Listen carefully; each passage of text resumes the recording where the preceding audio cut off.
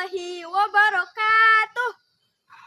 Perkenalkan, nama saya Nur Komaria dengan NIM S1E02410034 dari kelas 3B. Di sini saya akan membawakan sebuah dongeng yang berjudul Kasuari dan Arbei Merah. Selamat menyaksikan. Seharian ini, Sari si Kasuari mondar-mandir di depan sarangnya. Pagi tadi, Sari bertemu Dera si Cendrawasih. Itu pertama kalinya mereka berjumpa. Sari sangat kagum dengan warna bulu Dera yang cantik.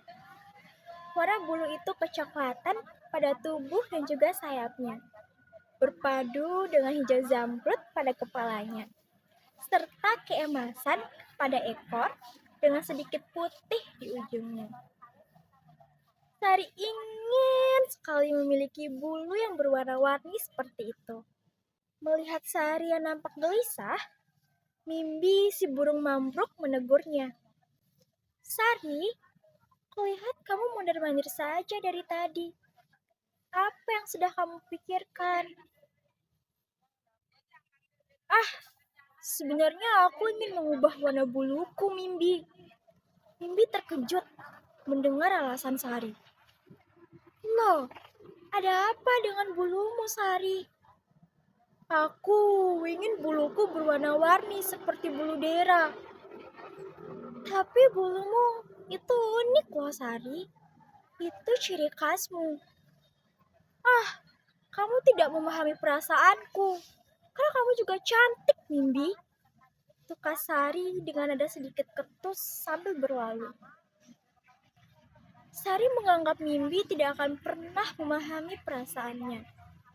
Karena Mimbi adalah seekor mambruk, burung merpati hutan yang cantik. Mimbi memiliki mahkota dengan bulu berwarna seperti langit fajar yang biru keabu-abuan. Mimbi dan Dera sama cantiknya. Hal ini membuat Sari sedikit merasa iri hati. Sari berjalan menjauh sambil memikirkan cara mengubah warna bulunya. Di tengah jalan, ia melihat Bugi, si bunglon yang sedang menaiki pohon arbei. Setibanya di atas, tubuh Bugi berubah menjadi warna oranye kemerahan.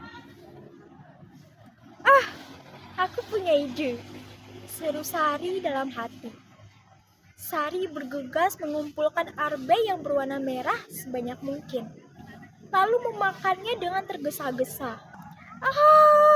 Asam, pekiknya. Sari mengerjap-ngerjapkan matanya sambil ia berusaha memaksakan diri untuk terus memakan arbei tersebut. Tiba-tiba, aduh, sakit! Sari meringis kesakitan. Kedua sayap Sari memeluk erat perutnya.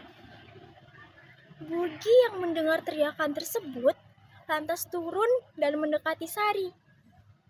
Kamu kenapa, Sari? Perutku sakit, Bugi.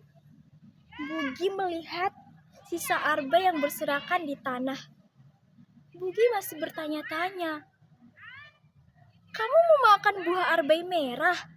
Bukankah ini rasanya asam? Sari mengangguk pelan.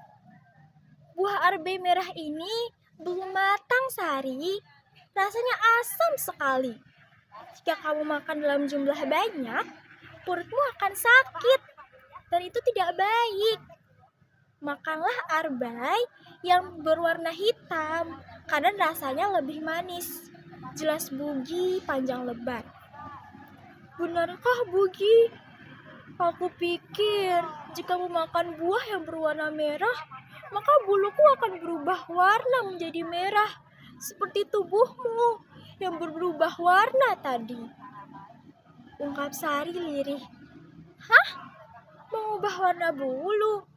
Tanya Bugi semakin bingung dengan alasan Sari. Kasuari itu mengangguk lesu karena masih menahan sakit perutnya. Sari, tubuh kita diciptakan berbeda-beda dan istimewa. Tuhan memberikan kita satu keistimewaan yang berbeda-beda dengan yang lainnya. Apa maksudmu, Bugi? Tanya Sari tak mengerti. Bugi tersenyum.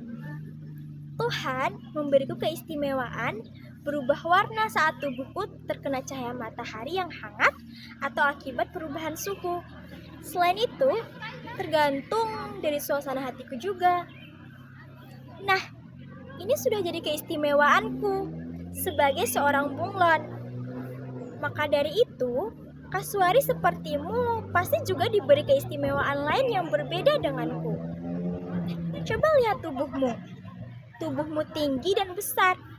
Paruh serta kakimu juga kuat. Di Papua ini, hanya kamu satu-satunya burung yang memiliki cakar 3 dan berkuku tajam seperti belati. Bukankah itu keren? Jelasnya.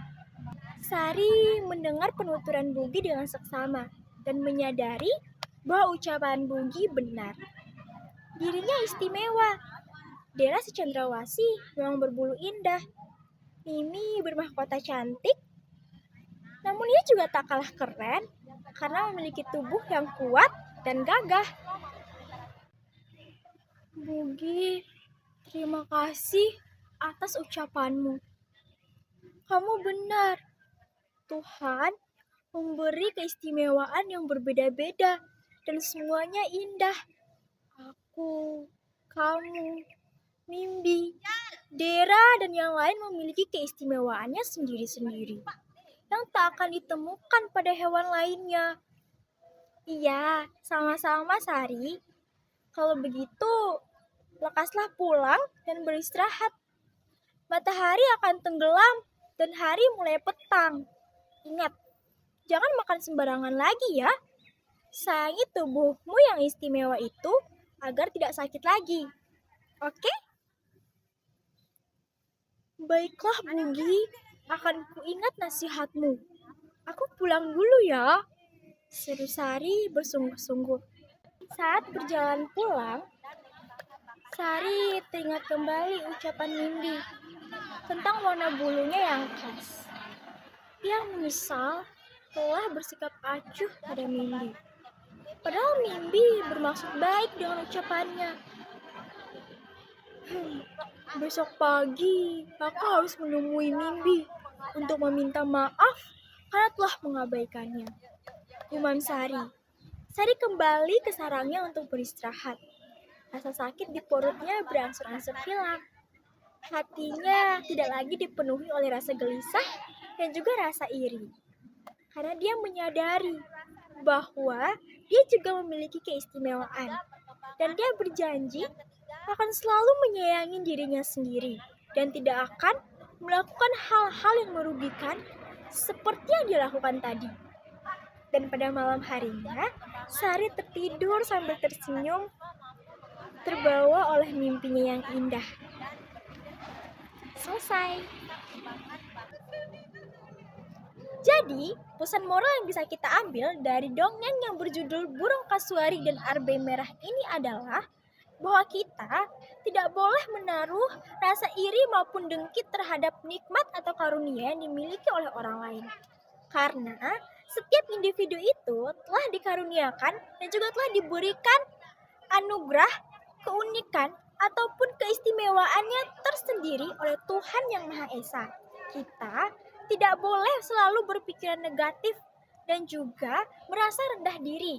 Selain itu, ketika kita melakukan kesalahan, kita harus berbesar hati untuk mau meminta maaf dan mengakui kesalahan yang telah kita perbuat. Mungkin sekian dongeng yang bisa saya sampaikan. Lebih dan kurangnya saya mohon maaf. Wabillahi taufiq wal hidayah. Wassalamualaikum warahmatullahi wabarakatuh.